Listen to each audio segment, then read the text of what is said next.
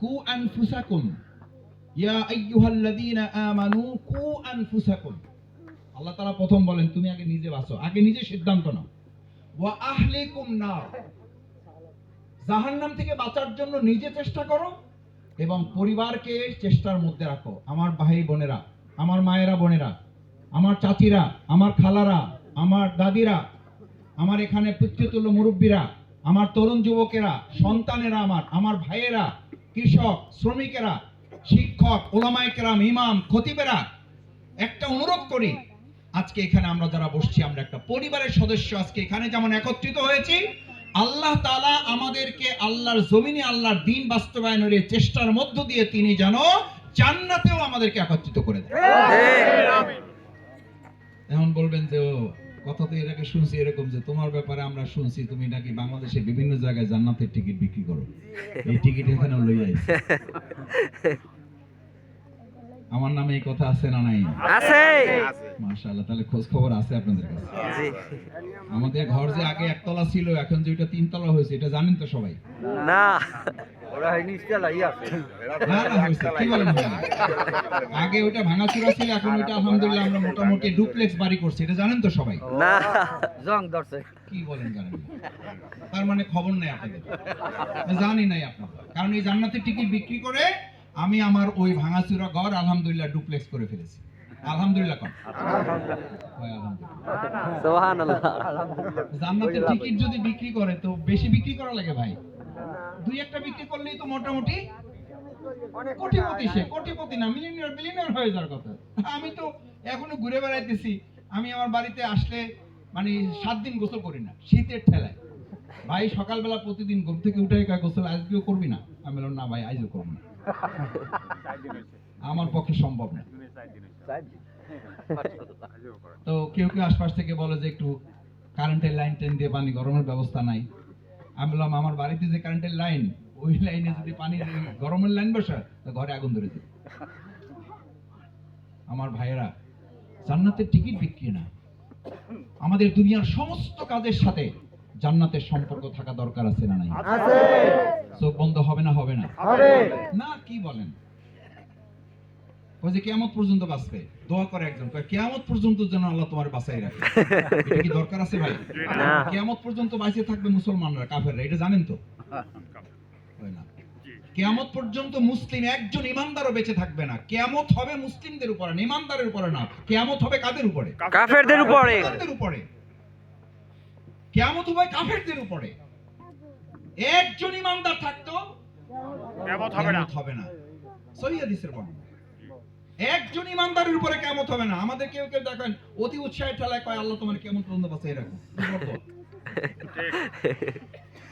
তার মানে আমাদের মরতে হবে। হবে এবং আমরা ঈমানের সাথে মরতে চাই ইনশাআল্লাহ। ঈমানের সাথে মরতে চাওয়ার সাথে আমাদের জান্নাত জাহান্নামের সম্পর্ক আছে না নাই? আছে। একটা ভোট তো খালি ভোট না, একটা ভোট হচ্ছে দুটো রাস্তা। আমি বলেছি আল্লাযীনা আমানু ইউকাতিলুনা ফি সাবিলিল্লাহ। আপনি কোন রাস্তায় যাবেন? যদি ঈমানদার হন তাহলে আপনার এই ভোটের চেষ্টা, আপনার এই ইবাদতের চেষ্টা, নামাজের চেষ্টা, রোজার চেষ্টা সবকিছু হবে আল্লাহর পথে। আল্লাযীনা কাফারু, আর যদি আমি ঈমানদার না হই, যদি মনে করি যে না আমি কাফের হয়ে গেছি, আল্লাহ মাফ করুন আমাদেরকে, তাহলে ইউকাতিলুনা ফি সাবিলিত তাগুত, তাহলে আমার লড়াই সংগ্রামটা হবে আল্লাহর তৌহিদের পথে, আল্লাহর আইনের বিপরীতে। আমার ভাই, আমার বোন, আমার চাচা, আমার দাদা, আমাদের যে আদালত পটুয়াখালীর, আমাদের যে আদালত বরিশালের, এই আদালত কি আল্লাহর আইনে না মানুষের আইনে? মানুষের আইনে। অথচ চলার কথা ছিল আল্লাহর আইনে। আল্লাহর আইনে। আমাদের শিক্ষা ব্যবস্থা আল্লাহর আইনে না মানুষের আইনে?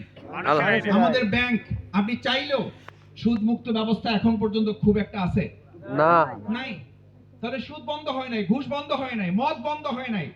আমাদের দেশে পতিতা পল্লী আছে না নাই? আছে। এটা হালাল না হারাম? হারাম। তাহলে এটা তো চলমান আছে, এটা তো অবৈধ ঘোষণা করা হয়নি, এটা লাইসেন্স আছে, এটা চলতেছে।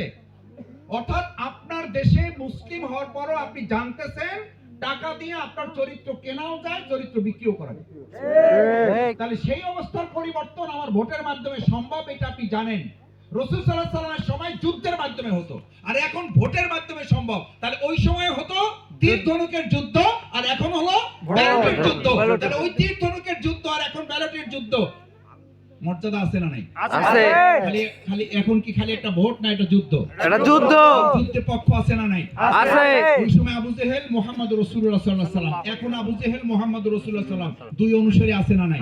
আছে। আল্লাহর আইন মানুষের আইন আছে না নাই? আছে। আবু জেহেল নিজের আইনের কথা বলছে না আল্লাহর আইনের কথা বলছে? নিজের আইনের কথা বলছে। নিজের আইনের কথা বলছে। মুহাম্মদ রাসূলুল্লাহ সাল্লাল্লাহু আলাইহি সাল্লাম নিজের আইনের কথা বলছে না আল্লাহর আইনের? আল্লাহর আইনের কথা বলছে। আজকের যুগে এরকম আবু জেহেলের আইন এবং আল্লাহর আইনের পক্ষ আছে না নাই?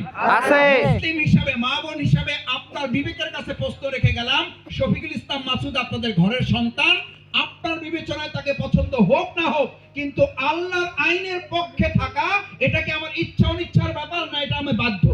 বাধ্য। দেখি আল্লাহর আইনের পক্ষে ইনশাআল্লাহ। ইনশাআল্লাহ। ইনশাআল্লাহ। আল্লাহ মেহেরবানি করে হাতগুলো আল্লাহর আইন আপনার জন্য আল্লাহ আপনি আমাদের কবুল করে নেন।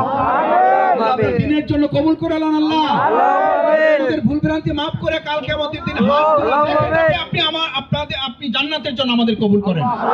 পর্দার আড়ালে মা বোনেরা আছেন, মা বোনদেরকে আল্লাহ আপনি কবুল করেন। আল্লাহ আমার তরুণ যুবকরা হাত তুলছে, আল্লাহ তাদেরকে আপনি আল্লাহর আইনের জন্য আপনি কবুল করেন। আল্লাহ আল্লাহ আপনি আমাদের জান্নাতের রাস্তার জন্য কবুল করেন।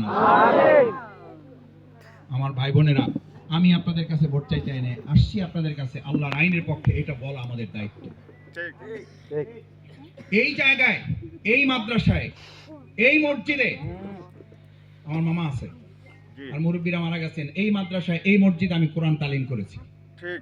এই এলাকার আমার সমবয়সী যারা ছিলেন আমি তাদেরকে কোরআন শিখাইছি।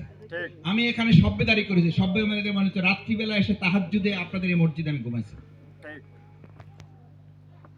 আপনাদের এই এলাকায় আমি সন্তানদেরকে কোরআন শেখানোর ব্যবস্থা করেছি, আমি কোরআন শেখানোর চেষ্টা করেছি। আমি আপনাদের কাছে শুধু এমপি হওয়ার জন্য আসিনি। আলহামদুলিল্লাহ, আল্লাহর রহমত, আপনাদের যে দোয়া বরকতে আল্লাহ সুবহানাহু ওয়া তাআলা আমাকে একজন এমপি হওয়ার পর যে মর্যাদা আল্লাহ সুবহানাহু ওয়া তাআলা, অহংকার মাপতে বলছি, আল্লাহ তার চেয়ে অনেক বড় মর্যাদা আমাকে দান করেছে। ঠিক।